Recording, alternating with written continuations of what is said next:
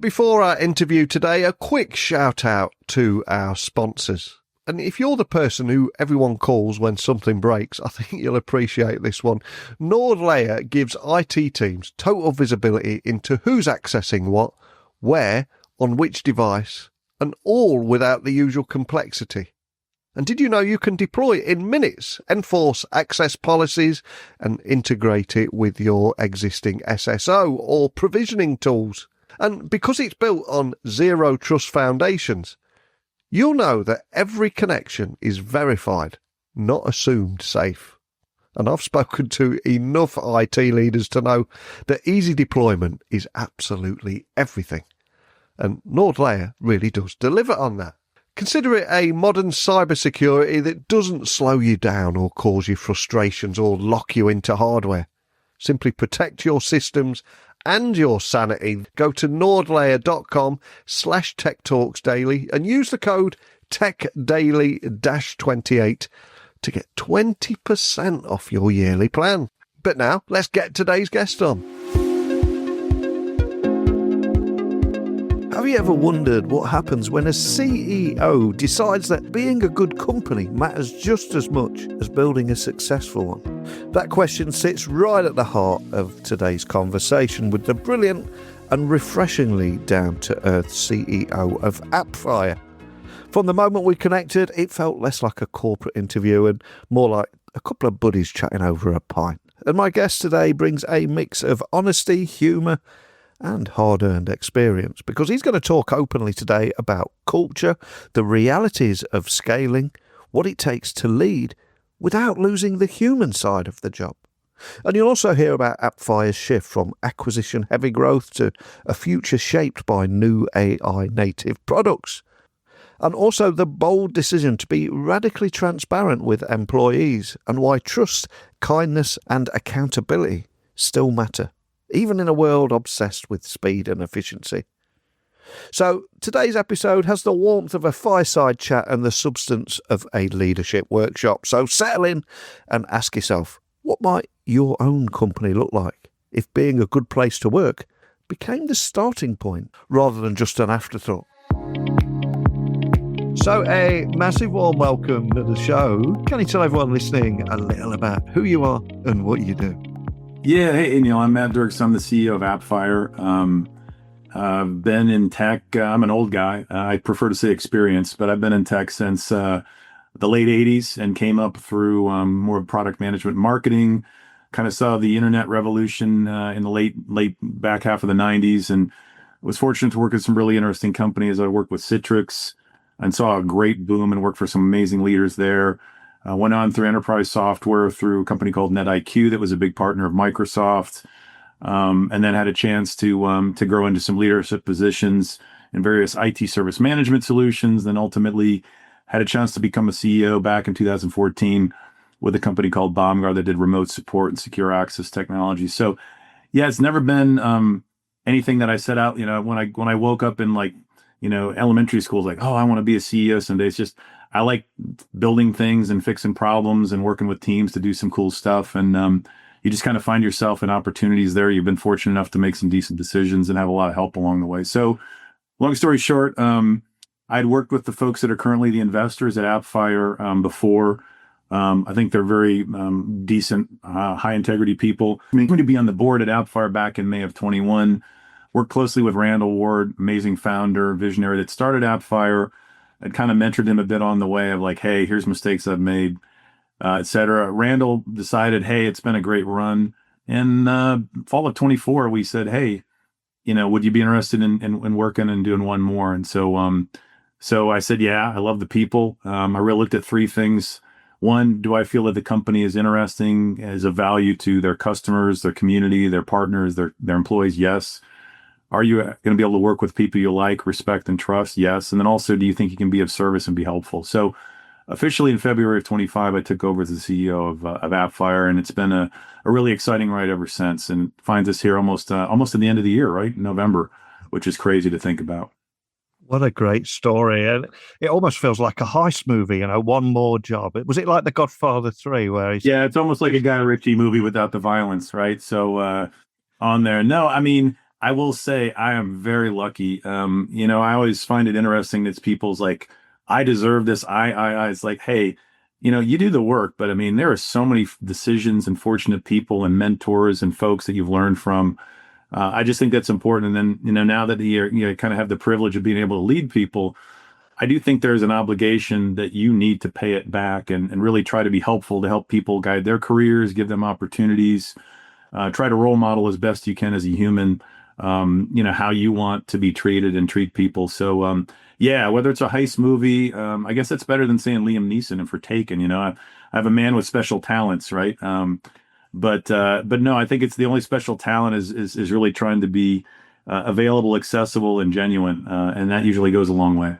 And that really comes across in our conversation today. And we will have people listening around the world. So for those people that are hearing about Appfire for the very first time, can you tell me a little bit more about what the company does, who it serves, and where it sits in today's increasingly complex SaaS landscape? It is. I mean, there's so much out there. Appfire has been around. It started as a service of an organization. Randall started it, but really the last 10 years or so, it's really been focused on adding value to the Atlassian ecosystem. So if you think about the platform of Atlassian with Jira for collaboration and ticketing systems, or Confluence for knowledge management. Appfire was really early on of identifying applications that were built to add value on top of that would be beneficial to certain enterprise type customers. And then they would essentially buy those, be very founder friendly, and then essentially fit and finish a level of security, compliance, additional capability investment, and then market that as part of the Appfire brand through the Atlassian marketplace. And did very, very well from, I think, 2022 or 21 to 25. We did 21 plus acquisitions of small companies, all really focused on that Atlassian ecosystem, all very expert around three real functional areas, kind of DevOps and engineering intelligence, workflow management, and knowledge management, and then also kind of enterprise service management. So if you think about things that really have complex workflows, that the core platform does very well, but may not do things specific to highly regulated, highly governance, or very specific vertical markets. So we've been very, very successful in going and trying to build value there. And as you think about that, now as you evolve further, the focus is how do we provide more depth to our solutions? How do we solve more complex problems? Understanding, as you said, customers that may be very invested in Atlassian also have significant investments in their estate around Microsoft or maybe GitHub or for ServiceNow for their service management. So we think there's an opportunity for us to take our deep experience in those markets with 20,000 plus customers and really apply those in a way that tie together and kind of reduce the friction. So customers don't really care if it's in, Atlassian or Microsoft or Salesforce. They want to solve a problem. So anything we can do to help tie those together in meaningful ways is really what we're about, is really reducing friction. So a long-winded answer. Hopefully there was something coherent in there for you, Neil. But that's kind of what we do is we add value on top of that platform, predominantly Atlassian, but increasingly more cross-platform because that's the world we live in. And as you said in the intro there, you recently stepped into the role of CEO at Appfire after serving on its board. So what else was it that initially drew you to the position? And what excites you about the next chapter of the company? Now we're looking at life in 2026 already, which is scary for men of our age. Yeah, it is crazy. Maybe it's as you get older, where does the time go? But no, I think, it's unique because I'm fortunate enough to have had some really good experiences with a lot of different folks. And I wasn't frankly looking to do another CEO role. I'm fortunate enough I get calls, et cetera. And I'm like, no, I think the combination is one, as I said earlier, I knew the company and the culture, and I knew what Randall and the team had built. And I felt very, very close to that and understood kind of the positives on that. And then the second point, I felt like I could be of value because I've helped companies scale before. And I think, something that you and I will probably touch on is the real balance is how do you grow and scale, keep what has worked in the past, remain human in that core of humanity, but also know that what worked for 300, 400 employees doesn't scale well. I mean, I hated it at my last place. The one day I realized I didn't know everybody by name. I didn't know their families, their kids. You have to find different ways to connect. And then it becomes important that you have leaders that can be very accountable and be good role models for the type of behaviors you want to try to align around. So I thought it was a good opportunity I knew the people, I trusted them. I thought the company was at a really interesting inflection point. We're nearly that $300 million US, but there's profound changes in the market that AI are bringing. Atlassian is rethinking their go-to-market model. Customers are reevaluating how they apply technology. So I just thought intellectually it was very interesting and very curious problems to solve and to help build something. So kind of an amalgamation of things. But that's kind of how I netted it out, frankly.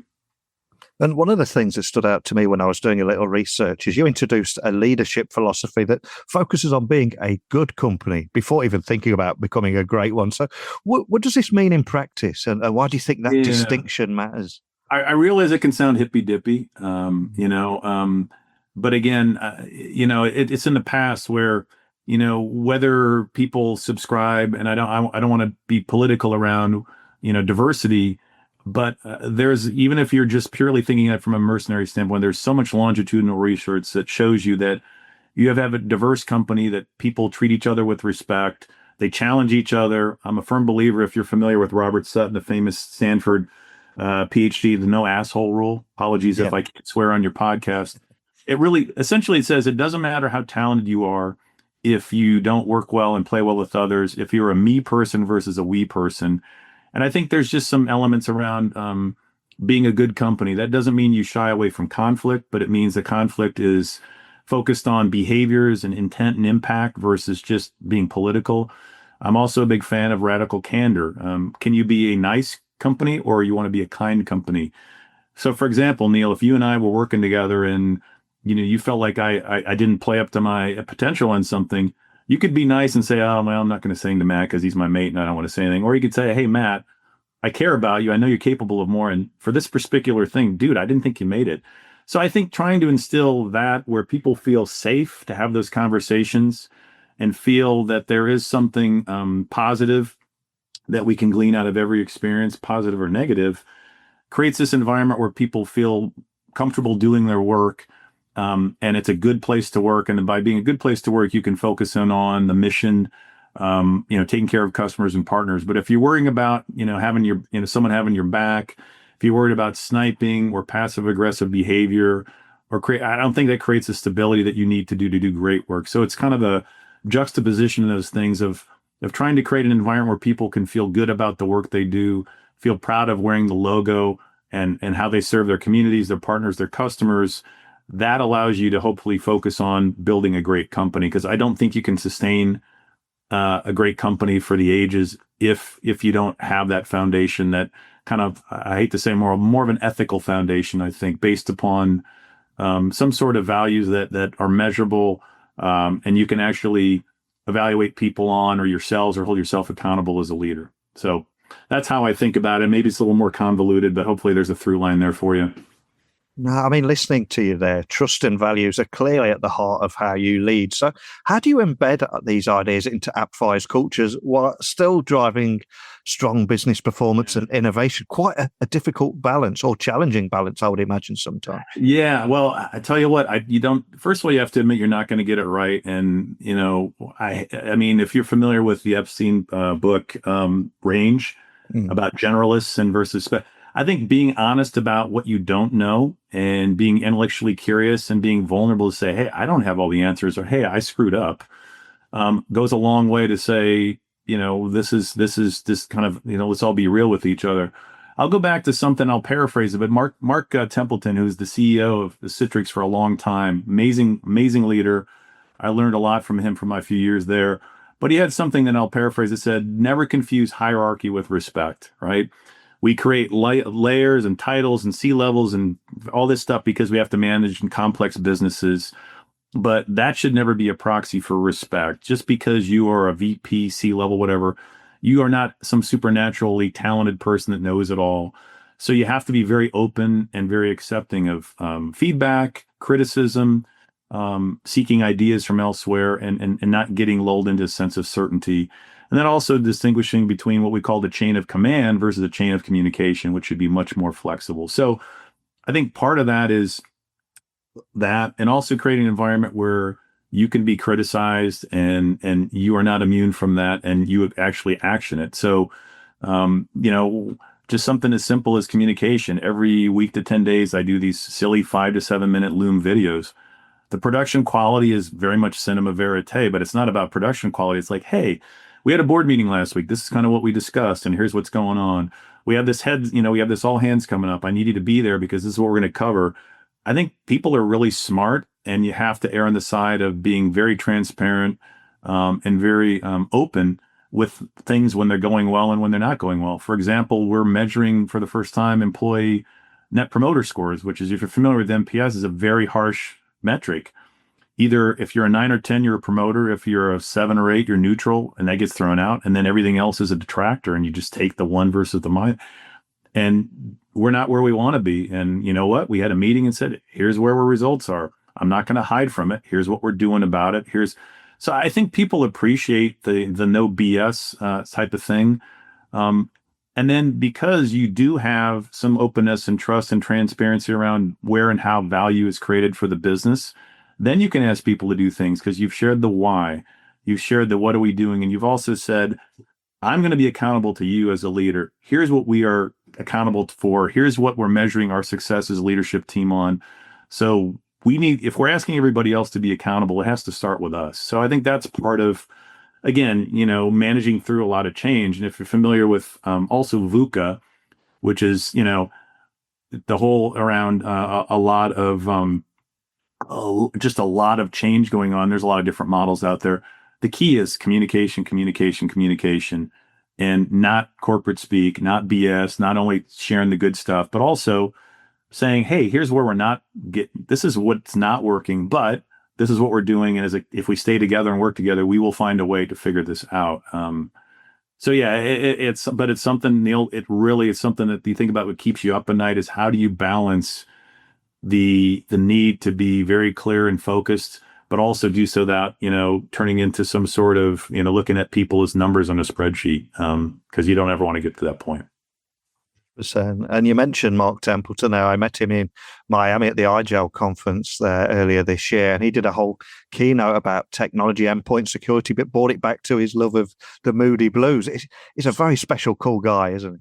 Mark is amazing, and I know a lot of the iGel guys, like Jim Eridu, who runs a lot of the partnerships. Jim worked for me and with me, etc. Just an amazing group of people there. But yeah, I love Mark. Is just I learned so much from him. Even when I think we only worked together 3 years, he was a master storyteller of how to basically take very complex technology and business challenges and make them very tangible in terms people can understand and connect, as you saw. So yeah, I'm glad you experienced that. You have a lot of leaders along the way, but he was one that I learned a lot from. I just said, oh, this guy's really good. So. And that's clearly rubbed off on you because you've scaled organizations from tens of millions to hundreds of millions in revenue while earning multiple Best Places to Work awards, which is incredible on its own. So what did these experiences teach you about leading through growth and doing it without losing your culture? Yeah, I mean, the question always is it a cause or an effect? And I think there is a symbiotic relationship on that. Is again, it's intentionality, and authenticity is like, it goes back to whether you want to say it something as neatly as a slogan like, hey, you got to be a good company to be a great company. The reality is I do believe that people generally want to do good work. I believe in, assuming positive intent and seeking first to understand before you wish to be understood. So if you start with that, and it's funny, I was just talking, I'm still on the board of my prior company, and I get occasionally from times like, hey, we just said seek first to understand today, or, assume positive intent came up again in a company meeting, 10 years later. So I think just having things that you role model there and that you also integrate into how you will evaluate people for promotions and leadership. And, a big part of what we did at Baumgar Beyond Trust and what we're integrating here is, as a leader, how are you managing your team? Are you having those developmental conversations with people as human beings, taking an interest in their? Are we evaluating how people are living the values, embodying those values and behaviors when people aren't looking, right? Is it more than just a t-shirt or a poster or some sort of corporate speak out there? And I think that's what we tried to do. And another really good example is, we merged 3 companies together in the space of about 4 months at Beyond Trust. 2 of those companies were hated competitors of each other. So that was a very interesting cultural challenge. And basically, we formed a working group and we said, okay, from many, one, almost like the e pluribus unum type of thing for a company. So, and we said, what are the values going to be that we want to espouse going forward? How do we take the best of everything that we had as a company, but create something together collectively that we will live, we will embody, we will hold ourselves accountable to? We'll think about it when we recruit, when we promote, when we look at managers. So we did that and kind of rolled that out and had everybody come in. I think it cost us, my CFO at the time was like, wow, we're spending a lot of money. But we got all 2,000 people together for a couple of days and said, this is who we are. This is where we're going. And it's some of the best money you ever spend. So I think that intentionality and showing that you're willing to put your money where you are, and also tie that into compensation, promotions, how people evaluate each other and how the 360s go is really important. And that's worked there. And again, some of the lessons learned that you apply differently here is, guess what? For the first time in company history, we're going to be having company kickoffs where the executive team will be going to Europe and to India and to the Americas, and we'll be in front of everybody sharing where we're going, what's going on, how we're going to be accountable to the team, and then also have a celebration for people to connect because we're a remote first company, right? So yeah. So to me, one thing I have learned, Neil, there's never any one silver bullet. It's a lot of different things. And they don't all work, and you just got to have low latency feedback loops. So when they don't work, you're like, oh crap, we got to do something different and admit, hey guys, we tried this. It didn't work. I'm going to tell you that I made that mistake, but here's what we're doing about it. And people feel much more comfortable raising their hand and taking risks if they realize that they're not going to get fired for making a mistake either, Yeah, I love it. We've both seen, and I suspect everybody listening has seen, companies that talk about purpose but often struggle to live it. So how do you make sure values aren't just words on a wall or a cup or the latest values that are being pushed throughout a company? How do you make sure you don't fall into those traps? I think having what I call a challenge network of people internally and externally that will tell you when you're full of it. Yeah. I'm sure maybe in your personal life, your family or the missus or your partner or whatever will call you and say, hey, my secret weapon is my wife. She, by trade, she was an academic in organizational behavior, but she's been an executive coach for the last 20 years, works with a lot of folks around the world. I get coached whether I want it or not, Neil. So it might be like, how did you handle this today? And I'm like, can we just have a glass of wine with dinner? I love you, but I don't. But she's been very good of always like, hey, you know what? You're not that good. You're not that full yourself. But I think having people that are basically saying, dude, just chill out a little bit. Having that network, first of all, keeps you grounded. And then I think the other thing is making sure that as we establish values, they're clear enough that people can easily say, hey, am I living up to this or not? The best I can. We're humans. Every day you're going to be different at your best. But, what are non-negotiable around integrity or honesty or accountability? Having things that are clear enough that people say, yeah, I guess I feel like I'm accomplishing this or that. And that's something that we're working on, quite frankly. I think we have some amazing values here at Appfire, but much of the feedback I heard when I went out to talk to, I did my listening tour, and I think I had 230 one-on-ones and a bunch of group meetings, the first 2 or 3 months. And I still do skip levels with the top 70 folks every quarter. Is our values are kind of ambiguous. I mean, we have one called be human. It's a great value, but I talk to many people and I'm like, well, be human is like being weaponized. It's like, well, if you give somebody tough feedback, well, you're not being very human to me. It's like, well, I am because I care about you.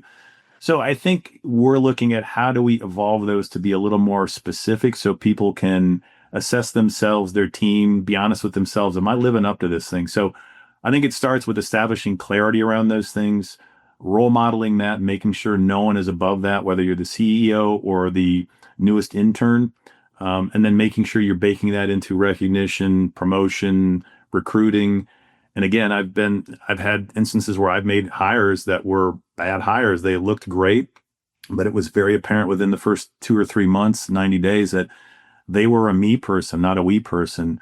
They would take credit and deflect blame rather than, to me as a leader, if things don't go well, it's because you failed to put your team in a position to be successful. If things have gone well, it's because the team did a great job and I happen to be out of the way. So those type of things, you quickly say, I'm sorry, this person might be really good in their field, but it's not going to work. And again, the only other thing I would add is people say, oh, is this a cultural fit? I want a cultural add. I just don't want a fit. I don't want a bunch of automatons that are all the same. I want different people with different perspectives that at the heart still care about the same things and want to do right, but they express it in different ways. So I want people that are cultural adds. And then the last thing, and I apologize, I feel like I'm getting on the proverbial soapbox here, is people will have the new onboarding session like, oh, well, what about your culture? I'm like, this is not my culture. Everybody in this company, it's our culture. It's above all of us to hold each other accountable, to evolve this, to change this. So this isn't Matt's culture. This isn't the executive team's culture. We can certainly put some parameters and some guardrails and role model things, but it's incumbent upon all of us to be active citizens here and to call out inappropriate behaviors, or if we're not living up to our values, or how we can get better, and really, do that in a way that is respectful, and coming from a good place. So yeah, but you've identified it, Neil. It's always tough, and hopefully things that have served me in a similar situation can be applied, albeit in a different situation here. And so much of what you said will resonate with leaders listening all around the world. I guess the big question is, for those leaders that might be listening today, struggling to balance honesty, kindness, being human with accountability, what does that look like in real day-to-day decision-making for you? Any real-life examples you could share just to bring to life what we're talking about? Yeah, I mean, well, first of all, again, without getting too academic, and I'll get back to the specific example, is I think there's a great model with Lencioni's 5 dysfunctions of a team. You first have to establish trust, but to do that, you got to be vulnerable and say, "Hey, I don't have all the answers," or, without the rest of the team, I'm not going to be successful. So whatever that means, I think that's really important. Then, the whole notion is if you don't, if you're not vulnerable, you can't trust each other as humans. If you can't trust each other, you can't hold each other accountable. And if you're not accountable, you can't look at performance or success. So it's a good model, a lot of research around it. I've lived that. But specifically, I think when I came in, while I had relationships with the executive team, it was as a board member, right? Which is very different. Randall and I, the former CEO, share a lot of the same core values, but he and I are different. So I was not going to be Randall. I didn't want to try to be Randall, and nor did he want me to be. So what we first did was facilitate a exercise where we were all very real with each other. What are things that add trust or erode trust from each other? How do we like to deal with conflict? What are things that are behaviors that how we want to deal with those things? We had some facilitation on that too. So what that meant is that we could feel comfortable challenging each other. We could feel comfortable challenging, and people would feel comfortable saying, "Hey, Matt, that's a really stupid idea." And I'm like, "Okay, great. Why?" So, we're going through our 26 planning process. We just went through a big strategy reset here. And there was a lot of different ideas on here. As you can imagine, you have 780 some really super smart people with very different perspectives. You have folks representing that. So you had to make some very difficult decisions on that. As part of that, we had to do some cost restructuring, and it sucks. And I was very open and honest about why we had to do that. But I think the point is that we explained the why as best we could. We tried to make the decisions looking at where we're going in the future, and be as humane as possible, knowing that it's not a good thing that you ever have to do. The point being is that, we tried to establish trust. And again, the why we're doing this wasn't some sort of, you get an email and you get logged off with type of things. There's certain things you have to do. But where I'm going with this is those type of decisions are not a top-down decision. Those are things where we thought a lot. We took a lot of counsel from people that are very close to the work. And then we evolved that into where are we going? Quickly said, okay, well, we had to do some things. We need to make sure the company is focused on the next 5 years, not the last 5 years. So where are we going with that? And I think because of that experience, the difficult experience that we all shared, people were more comfortable challenging me, the executive team, challenging each other. So one of the values I do love about it is getting it right is more important than being right. And I think that's something that was really important here. But it can easily be drowned out by, the guy with the best, biggest voice, or speaking the loudest, or being the most certain, or the highest title. And again, it's still a challenge, but I think that very specifically going through those tough decisions of the transformation we're going through was a good example of how trying to build trust helped you get through some very difficult times.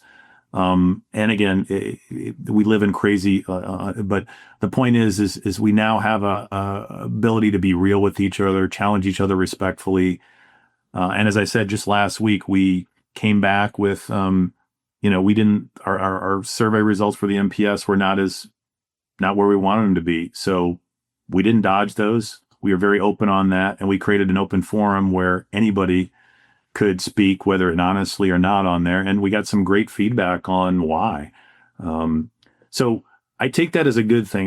To me, and again, so this is very elliptical, Neil, so maybe you can edit for clarity here. But I think part of that is if people are sharing criticisms of the company, that means they care, right? Yeah. If they didn't care, they wouldn't share anything. And so to me, disengagement's the worst thing. I'd rather have folks that are engaged but frustrated. Great, let's figure that out together, right? So to me, sharing that and being open to that and not being defensive or not trying to slough it off and happy talk your way out of it, I think goes a long way. Now, more importantly is what do we do with that for this specific example? Do we action these things? Do we say, hey, these 3 things we're going to do, these 2 we can't. This is one thing we can do statutorily. Hey, we can't do these in certain EU countries. So, but I think we owe people, again, it goes back to accountability and transparency, is how you build that good company, how you build that trust, which allows you to go ahead and talk about accountability because people understand that it starts at the top, right? So again, sorry, I'm a bit long-winded here, but I think it's important. Not at all. And as we do look ahead to 2026 and beyond, what's your vision for Appfire's evolution, both as a business and as a community and as an employer? And what kind of legacy do you finally hope to leave as a CEO? Again, I think we have a huge opportunity to help customers through this tremendous transition in technology. AI is kind of going through that heightened expectations, as Gardner would say. It's going to taste like chocolate, cure cancer, and do everything. The reality is at some point it may. I think there's a statement before that technologies like this are usually, the impact is overstated in the near term and understated in the long term, right? So that was said about the internet and everything like that. So I think part of that is enterprises are kind of drowning in tools and platforms. They have a lot of SaaS applications. They're increasingly focused on highly regulated, velocity-based ways to do business. So I think you'll see us leveraging a lot of the expertise we have in those markets around DevOps and engineering intelligence, and creating a broader swath of solutions that probably are more than just apps that add on to the platform, but actually are more realized solutions on top of Atlassian that bridge into Microsoft or Salesforce or other things like that. So you'll see probably us continue to add value up the chain and become a little more visible to our customers. I've talked to many of our Fortune 100, 500 customers, and they're like, wow, we didn't even know we had all this stuff from Appfire. We just thought it was part of Atlassian or Microsoft, and which is great. So I think there'll be more focus on us asserting where we can add value on those platforms, having more direct relationships with customers, albeit with our partners, right? We're not going to build a big direct sales organization, but customers are saying we want more direct connect with the vendor. We want more influence on the roadmap. We want to make sure we're sorted and taken care of. So you'll see more investments in the customer facing side. And then also, we're building net new AI native technology products here. So one of the things that we hadn't done in the past was invest a significant amount on new and net new products, some of which will work, some will not.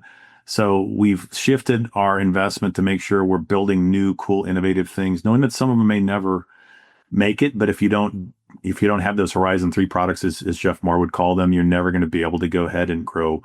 So I think customer intimacy, being closer to customers and partners, having the ability to invest more focused around certain solutions to tie together ecosystems and workflows in those markets we've in.